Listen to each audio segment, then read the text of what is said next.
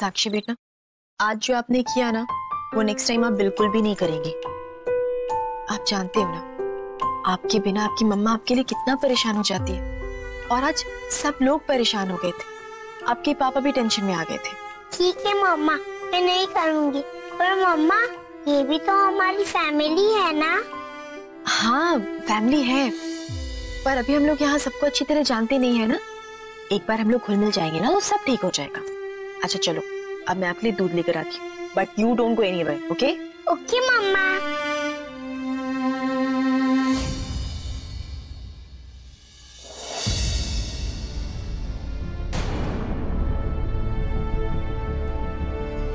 I'm sorry sir. Sakshi की दवाइयाँ।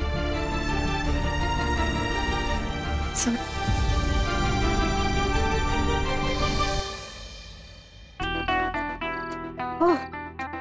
इस रेस्टोरेंट की मैं तुम्हें स्पेशल डिश खिलाती हूँ, ठीक है? हाँ हाँ हाँ, चलेगा। चलिए। वैसे तुम्हें खाने में क्या अच्छा लगता है?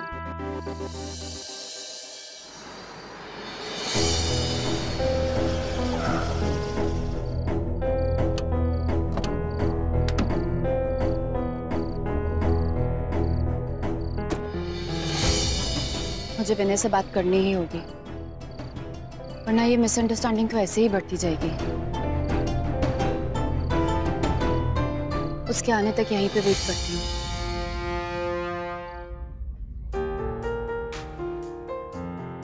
देखो, मुझे तुम्हारा तो पता नहीं, लेकिन मुझे बहुत भूख लग रही है। तो जब तक खाना आता है तब तक हम दोनों बात कर लेते हैं, ताकि मेरा ध्यान खाने से डाइवर्ट हो जाए। ओके?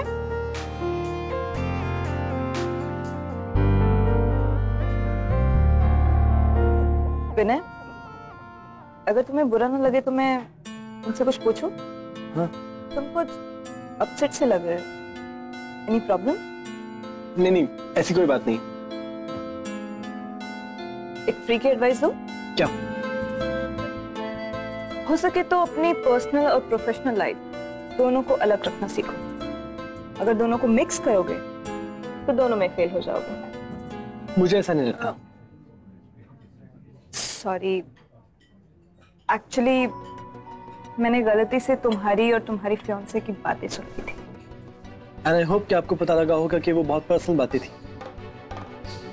कहना आसान होता है, लेकिन रियल लाइफ में पर्सनल और प्रोफेशनल लाइफ को अलग रखना ऑलमोस्ट इम्पॉसिबल होता है। मेरा डाइवोर्स केस चल रहा है, 2 साल की शादी और उसके बाद कुछ ठीक नहीं चला। पिछले 1 साल से केस लड़ रही हूँ। विनय, तुम्हें मुझे कहीं से भी देख के लगता है कि मेरी लाइफ में पर्सनल प्रॉब्लम चल रही हैं? I'm really very sorry, मेरा कहने का ऐसा कुछ मतलब नहीं था। It's okay. अब तो आदत हो गई है मुझे ऐसे रहने की, और ऐसी वाली फीलिंग को फील करने की आदत है मुझे। सो तुम्हें मेरी बात सुननी चाहिए, ओके?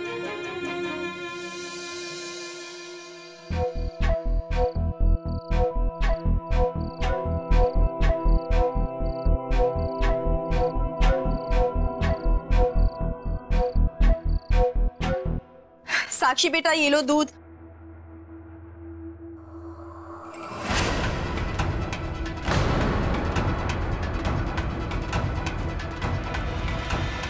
ये साक्षी कहाँ चली गई? कहीं फिर से ये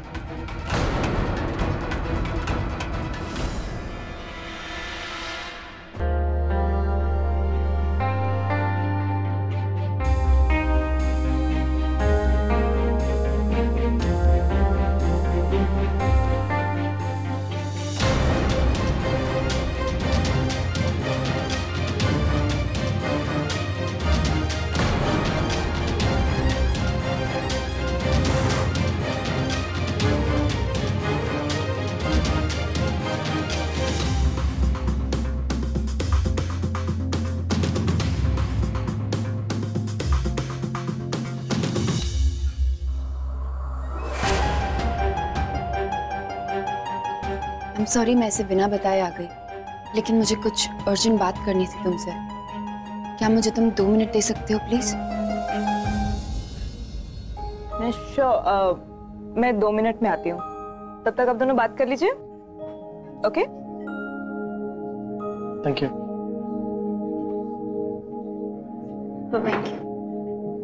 बैठो। Meenu, Meenu I am sorry. मैं जानती हूँ कि मैंने बहुत सारी गलतियां की हैं। क्या हम एक नई शुरुआत नहीं कर सकते? क्या हम पुरानी बातों को भूलकर आगे नहीं बढ़ सकते? प्लीज। हाँ निधि, मैं भी सोच रहा था हमें सारी पुरानी बातें भुला देनी चाहिए और एक प्रॉमिस करते एक दूसरे का। हमारी लाइफ में चाहे जो कुछ हो जाए, लेकिन एक दूसरे का साथ हम कभी नहीं छोड़ेंगे।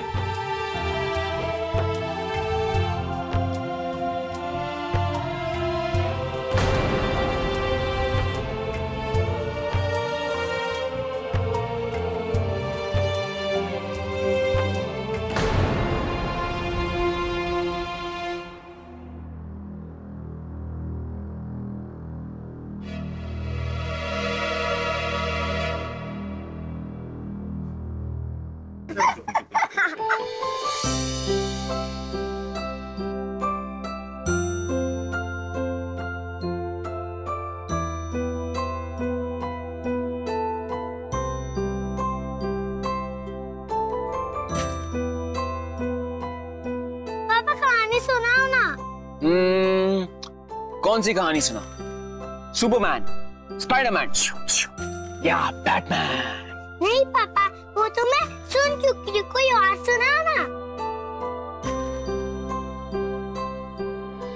अच्छा हुआ काजल तुम आ गई। अब तुम ही बताओ कौन सी कहानी सुनाऊं साक्षी को? समझ में नहीं आता कि मैडम जी को कौन सी कहानी पसंद है, किंग की या क्वीन की।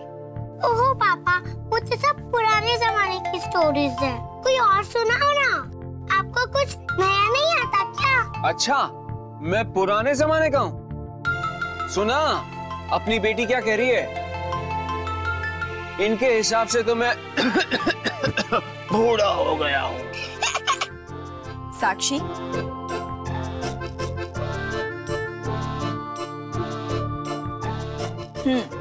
पहले साक्षी दूध फिनिश करेगी, फिर मैं उसको नई कहानी सुनाऊंगी।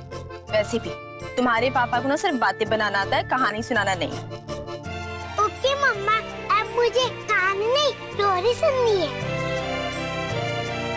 पापा आप यहीं सोगे ना हमारे साथ?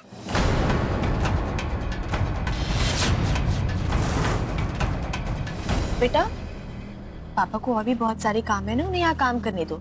हम अपने कमरे में चलकर सोते हैं, क्या? नहीं मम्मा, मैं यहीं सोऊंगी पापा के पास।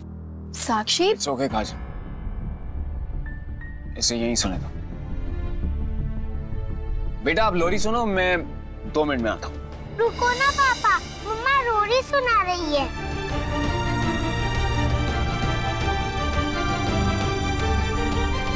ठीक है।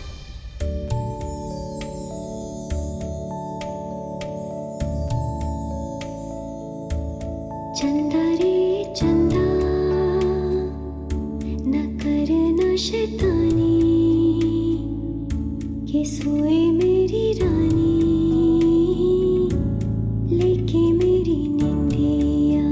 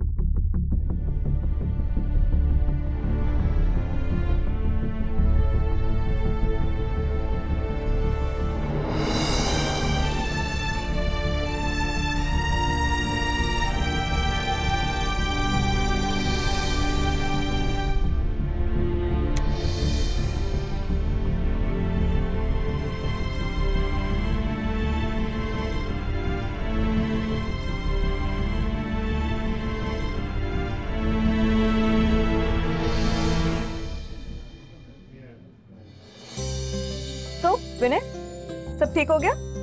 हाँ, सब ठीक हो गया और ये सब आपकी वजह से हुआ। And all thanks to you. मुझे थैंक्स मत बोलो, थैंक्स तब बोलना जब मैं तुम्हें भोपाल की न्यू मार्केट की सबसे फेमस चिक्की खिलाऊंगी। ओके? ओके। फिलहाल तो तुम खाना खाने के बाद मुझे घर ड्रॉप कर देना। या श्योर।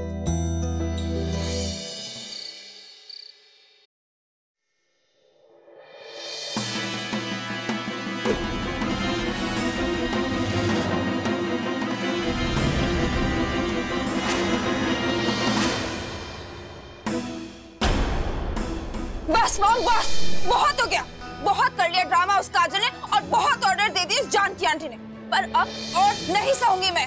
बात तो तेरी सही है, वो अपनी जिद की वजह से तेरी लाइफ की बैंड बजा दी है। अब तक उन्होंने अपनी चलाई है, लेकिन अब मेरी बारी है। होली आने वाली है, रंगों का त्योहार। लोग चेहरों पे रंग लगाते हैं, लेकिन मैं उन सब के चेहरों के रंग उड़ाऊंगी। इस होली के बाद जानकी आंटी और काजल दोनों ही रौनक के लाइफ से हमेशा के लिए चली जाएंगी। उन दोनों को इतना दूर कर दूंगी कि रौनक के पास मेरे करीब आने के सिवा और कोई रास्ता नहीं बचेगा। ये होली मैं अपनी जिंदगी में प्यार के रंग भरूंगी। ये वादा रहा मेरा आपसे मॉम।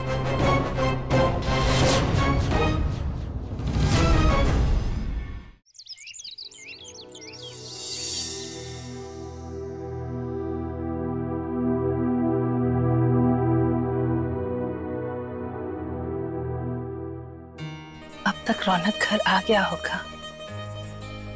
उसे पता है कि ये मेरे उठने का टाइम है और मैं मेरी दिन की शुरुआत उसे देखे बिना नहीं करती। जाके उसे देख कर आती।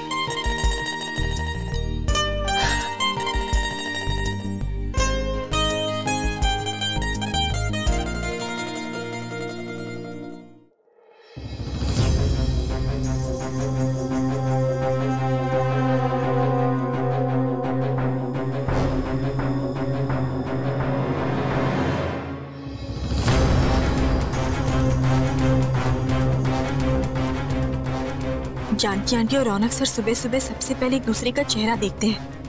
मुझे वहां जाकर साक्षी को लेकर आना होगा, वरना कहीं आज उनका ये नियम टूट ना जाए।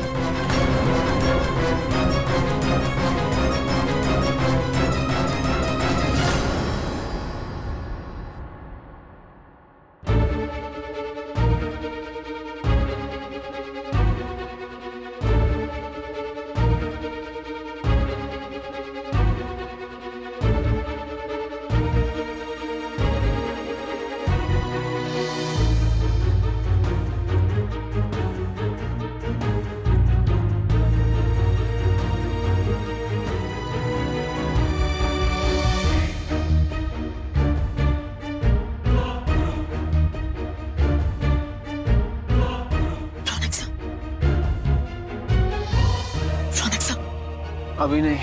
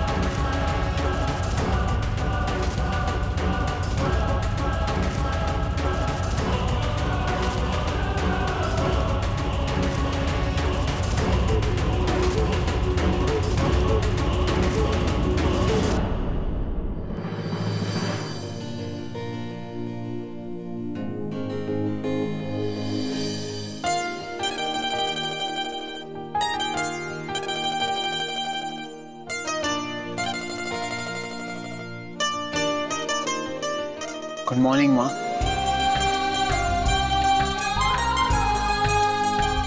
गुड मॉर्निंग बेटा।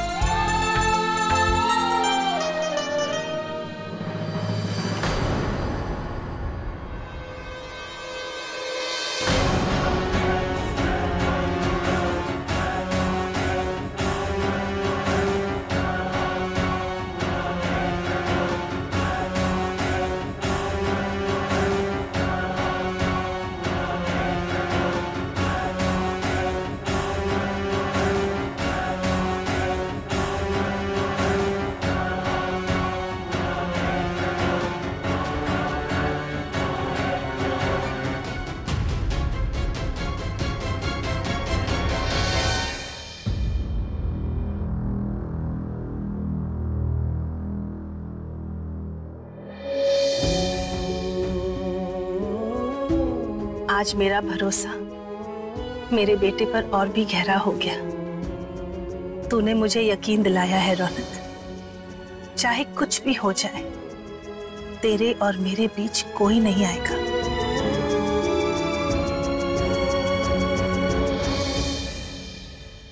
हाँ, लड़ाई हुई थी थोड़ी सी, लेकिन अब सब सॉल्व हो गया। मैंने विनय को मना लिया। आई जस्ट होप आगे सब कुछ ठीक रहे। क्या मम्मा, अब क्यों इतनी टेंशन लेते हो यार? आपको पता है यहाँ पे कितना स्ट्रेस है? ना तो यहाँ पे वीडियो गेम है, ना एसी है। बहुत गर्मी लगती है, बहुत ज्यादा लगती है, सच्ची कह रहा हूँ। और ऊपर से आप और पापा बच्चों की तरह लड़ते जा रहे हो। प्लीज ये लड़ना बंद करो।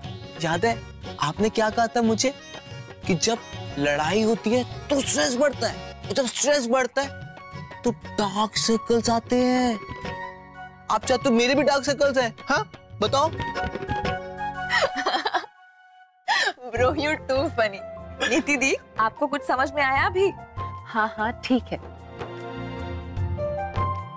बेबी, अब मम्मा लड़ाई नहीं करेगी, लेकिन आप प्रॉमिस करो कि आप बिल्कुल स्ट्रेस नहीं लोगे और डार्क सर्कल लेके मत आना।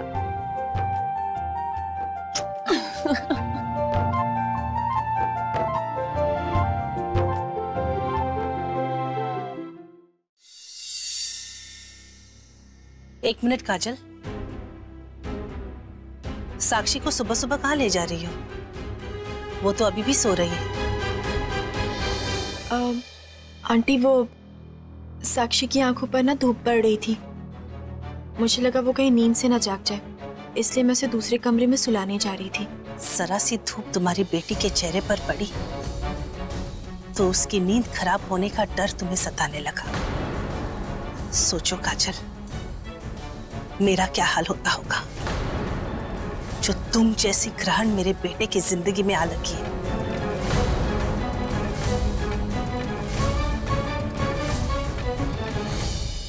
वैसे काजल, अगर तुम्हें धूप से दिक्कत है तो तुम्हें धूल और मिट्टी से भी होगी। अच्छा होगा कि आज पूरा दिन तुम और साक्षी कमरे में ही रहो, क्योंकि आज होली है। बाहर बहुत गुलाल उड़ेगा और मैं नहीं चाहती कि मेरे मेहमानों को कोई दिक्कत हो। अब भले ही वो मेहमान बिन बुलाए या अनचाहे क्यों ना हो, पर मेहमान तो मेहमान ही होते हैं ना। जी आंटी।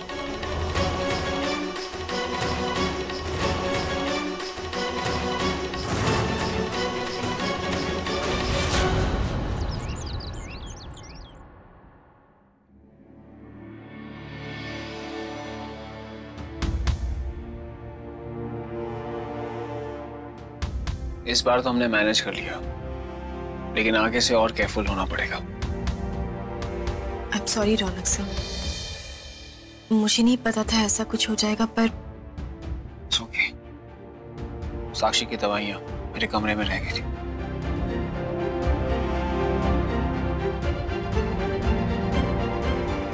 सर,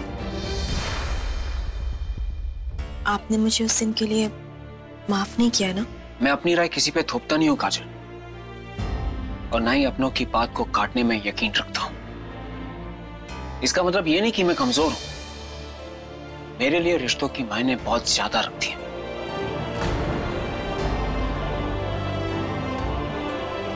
आज तक तुमने साक्षी के लिए जो कुछ भी किया, ये छोटी शादी, बिना मर्जी के यहां रहना, जितने भी सैक्रिफाइसेस किए उसके लिए, जब मैं वो सब देखता हूं ना, तो मुझे वो सारे सैक्रिफाइसेस याद आते हैं जो मेरी माँ ने मेरे लिए किए। इसलिए तुम्हें माफ करना मेरे लिए बहुत मुश्किल है काजल। जब भी मैं तुम्हें माफ करने के लिए सोचता भी हूं ना, तो तुम्हारे वो सारे इल्जाम, मेरी माँ का मेरे लिए प्यार, उनके सारे सैक्रिफाइसेस मेरी आंखों के सामने आ जाते। और जब मैं उन दोनों को तोलता हूं तो हमेशा मेरी माँ का पलड़ा ज्यादा भारी रहता है।